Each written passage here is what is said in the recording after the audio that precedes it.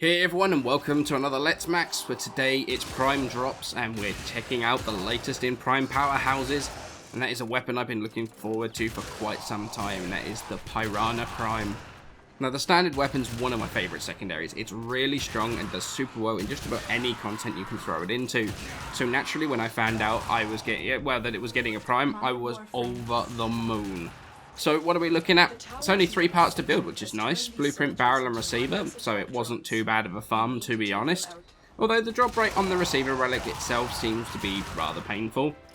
But once you've got all the parts, you have a weapon with 240 base damage, which is huge. It's actually lower than the non-prime version, but the reason for this is going to become pretty clear now. 24% critical chance, which makes this more than crit viable, especially with a 220% critical damage multiplier. Stick those super strong prime crit mods in there, and you have a bit of a crit beast on your hands. And while 12% status doesn't sound terrible when you take into account all the dual stat mods and multi-shot, but because of the way the shotgun status works, it's actually not viable for a status build at all, really. I'll link a video in the description below talking about shotgun status. It is very math heavy. It's quite old, but the math still holds up, so check that out if you're interested. Combine that damage and crit with some sweet supporting stats though. 12 round magazine, it's higher than the standard weapon, but it's got the same reload speed of 1.6 seconds, which is nice and fast. It's also got better fall off stats since shotgun damage falls off over range, so this is going to do more damage per shot over a longer distance, and the weapon itself has amazing ammo economy. I barely ever managed to run out of ammo in this thing. Short of standing still in the same spot firing constantly, I've never managed to do it. It's not all rainbows and roses with the Pyrana Prime though. You know, the status chance and the way status work is obviously a downside, since at higher level having a lack of status does hurt a weapon a bit. The weapon's also got a very wide spread from what I can tell, which also hurts it at range, and it has sizable recoil too, which while that can be modded for if you want to, although, you know, if you get used to it, you can control it without the need for a mod, but it is also something, obviously, you've got to be aware of. But that's not all there is to talk about with the Pyrana Prime, because we haven't touched on this yet. Quite possibly the coolest and most interesting passive of any weapon we've had in ages.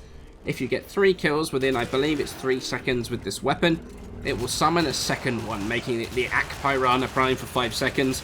Doubles the magazine size and the fire rate. Man, this is fun. Like, ridiculous fun. Get the 3 kills and all of a sudden you let loose a literal hail of rounds down range. It's incredible fun and makes the Prime an absolute beast of a weapon. It's a super cool, super damn cool passive. One of the best we've had in a really, really long time. Okay, so modding the Pyrana Prime. It comes with 2 Vs as the base, however we're going to add 4 former, which is 3 Vs and a dash. Let's quickly build this together, just to give you an idea of what we're going to go with.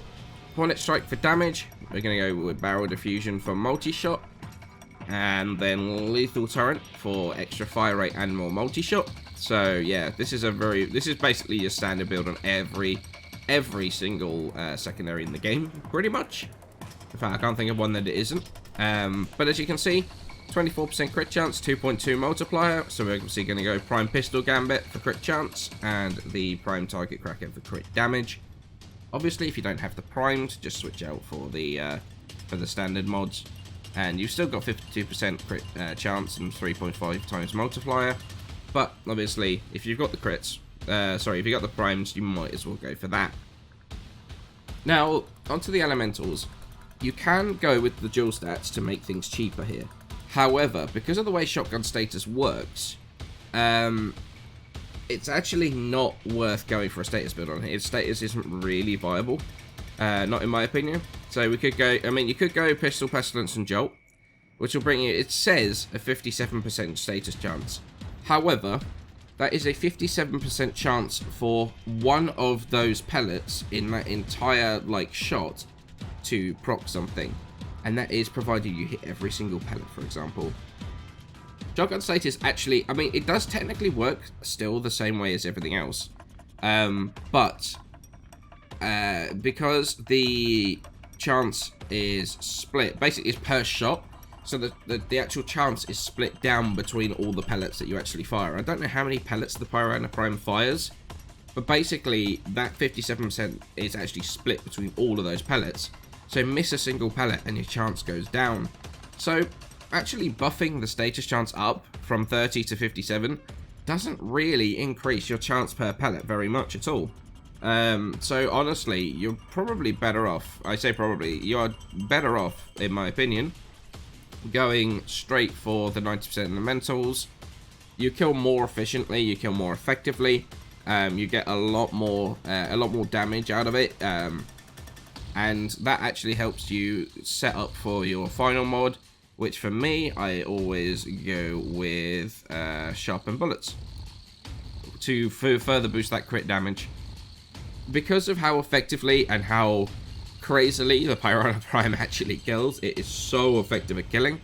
Having Sharpened Bullets on really helps. You are going to be having that procced rather a lot, so I would say it's definitely worth having on there. In terms of like other mods you could have, you could also have Hydraulic Crosshairs if you're good at aiming for headshots. I wouldn't really recommend this because the recoil on the Pyrana Prime is so huge that honestly trying to control it is a bit crazy. So going for headshots, not necessarily going to be your thing. However, if you're at close range, I guess it might work. So this might be good, and it will set your crit chance up way higher, and it will mean you're going to crit more often. So that could be an option. Auger Pact for extra damage isn't a terrible option either, because of the high base damage and because of the fact we're using 90% elementals. That's also not a terrible thing.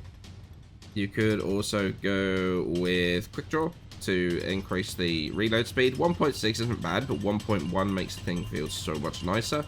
And with the bonus, it's not really necessarily worth it, but yeah. The final one I might recommend is Steady Hands, the weapon recoil. This actually helps a lot. Like I say, especially when you have the bonus procced, the passive procced, the recoil can be slightly off the chart. So it's one of those things that is going to be down to your personal playstyle. Personally, I've used the Pyrana a lot, so I know kind of the recoil patterns and how to control it and that sort of thing. So I usually will go with Sharpened Bullets. I say usually, I always go with Sharpened Bullets. This is my default build, as you can see, config A. This is my default build. And yeah, and then if you got a Riven, then try and put that in there. But yeah, this is pretty much what I went for.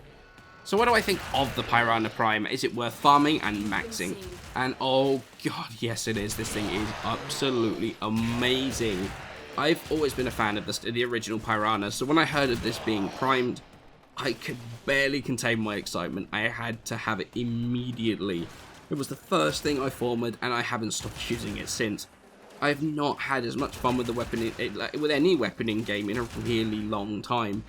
Just something about the Pyrana, the looks, the sound, the feel, everything about it I love. Let's be honest, the Prime looks fantastic, and some reason the recoil brings it gives it more character when combined with the noise. It feels powerful, strong, like it's properly kicking in your hand, and it's that sense of power and the theatre that it brings.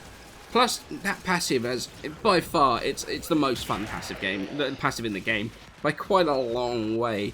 There's nothing quite so awesome as slaughtering away through a horde of enemies, and then that ghost Pyrana pops up and suddenly you get this incredible burst of power.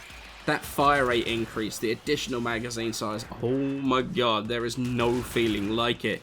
Then add a Riven into the mix with this having a 4 out of 5 disposition, and it becomes a literal monster. I've got one personally that gives me over 100% critical chance, plus some punch through, which is nice. But if you're looking for a Riven, go for crit chance, look for crit damage, multi-shot, raw damage of course, and flight speed, so you can put this thing into some seriously crazy territory. The reason for the additional flight speed is because it increases the fall off of the weapon, so you're going to lose less damage over range. So in this case, don't go for negative flight speed. That is not an acceptable negative because it is going to seriously impact the performance. But the weapon is really, really amazing without a weapon, but with it, I mean, wow. Just wow. Basically, the TLDR is nut. This is my new favourite secondary weapon with no question whatsoever. The performance combined with how it feels, yeah, it's incredible. Like, honestly, you may have noticed I've run out of words to describe how good this is. It's worth maxing out. It's going to deal with everything you need it to with ease. Get it, max it out, you are not going to be disappointed. So I hope you enjoyed my look at the brand new Pyrana Prime. I'm going to have a video on the other primes coming soon. But for now, many thanks for watching, and I shall see you in the next one.